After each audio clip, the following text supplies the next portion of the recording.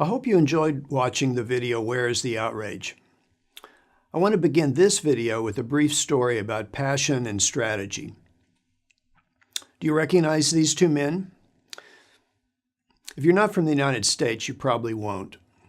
These are two famous Americans, both of whom played a pivotal role in U.S. history in the 19th century. The man on the left is Robert E. Lee. He was from an aristocratic family from the state of Virginia. He was from a family of military men. His father fought with George Washington in our Revolutionary War of Independence from Britain. Lee attended West Point, our premier military academy, where he graduated at the top of his class in 1829. Lee fought in the Mexican-American War from 1846 to 1848. And on the eve of our Civil War in 1861, he was universally acknowledged as the best military strategist and general in the United States Army. The man on the right is Abraham Lincoln. He had no military experience and came from a poor family, just the opposite of Lee. Lincoln was self-educated, but he read the Bible and Shakespeare carefully and became a lawyer. In 1860, he was elected the President of the United States, just as the northern and southern states were careening towards civil war. So, in 1861, Lincoln called Robert E. Lee to the White House and offered him the command of the United States Army, which would be the army of the northern states in our Civil War. But Lee was from the southern state of Virginia. His family's estate was in Arlington, Virginia, just across the Potomac River from the White House, only a kilometer or two away. At that conversation at the White House, Lee told Lincoln he needed some time to think, and he went home to Arlington. Lee thought about Lincoln's offer for a couple days and then returned to tell him that he could not accept the command of the Northern Army. This would have meant that he would have to fight and conquer his own state of Virginia, his family homeland. Soon afterwards, Lee accepted the command of the Army of Virginia, the main force of the southern states, to fight against Lincoln in the North. To his great frustration, Lincoln had a terrible time finding a competent replacement for Lee to command the Northern Army. For the first 2 years of the war, Lee lived up to his reputation as a brilliant strategist. The Army of Virginia won battle after battle. And in the spring of 1863, Lee wanted one more big victory to end the war. So he decided to move his army through the western side of Virginia, moving north, flanking the capital, Washington, D.C.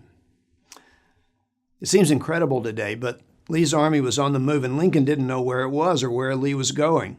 Maybe Washington, D.C., maybe Philadelphia or New York. If any of these big cities fell to Lee's army, the conventional wisdom was that the war would be over. The North would have to sue for peace. Lee bypassed Washington, D.C., heading north toward Philadelphia and New York. The Northern Army was positioned around Washington, D.C., and moved north to meet Lee. The Southern and Northern armies stumbled upon each other near the small town of Gettysburg, Pennsylvania, about 150 kilometers from Washington, D.C. The Northern Army actually reached Gettysburg first and held the high ground at a place called Cemetery Ridge. On this map, the red lines show the position of the Southern forces. The blue lines show the position of the Northern Army. The battle started on July 1, 1863, and continued all day on July 1 and July 2. These were two of the bloodiest days in U.S. military history.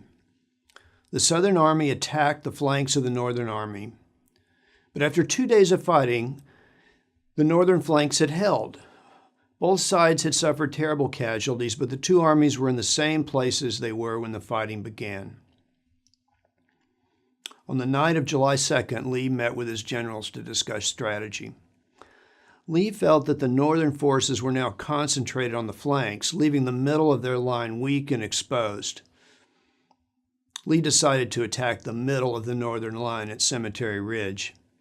He felt if he could break the northern line at Cemetery Ridge, the Northern Army would be divided and destroyed, and the Civil War would be essentially over. Here's a photograph of Cemetery Ridge today. The Northern Army held the high ground behind a small stone wall, but you can see it's really not that high. It's just a low ridge. Lee's army was in the trees about 1.5 kilometers away across that open field. Lee's generals didn't like his plan. It was true if they could break the northern lines at Cemetery Ridge, they might destroy the Northern Army. But how were they going to get across that open field in the face of Northern gunfire? People at the meeting that night with Lee and his generals said that Lee had a fire in his eyes, a passion to win and end the war. And on the morning of July 3rd, 1863, he ordered the Southern attack on Cemetery Ridge. In a terrible battle, Lee's Southern Army failed to take Cemetery Ridge. The Southern Army never recovered. The Civil War would go on for 2 more years, but Lee was always in retreat after the battle at Gettysburg.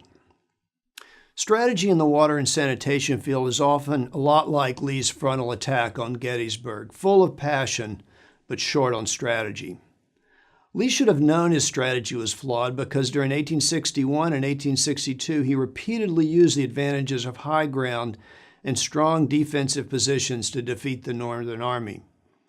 But in this instance, passion blinded him to the risk of a frontal assault. Passion is important in the battle for improved water and sanitation conditions, but it's not sufficient. We also need good strategy. What many policy advocates forget or ignore is that the water sector has many stakeholders, and some of these stakeholders may be strongly opposed to policy interventions. In an article in your readings, Akhtar Ahmed Khan talks about the political naivete of early community development efforts in Pakistan. He said that there's no shortage of magical planners. The stampede for a quick solution overthrows patient planning.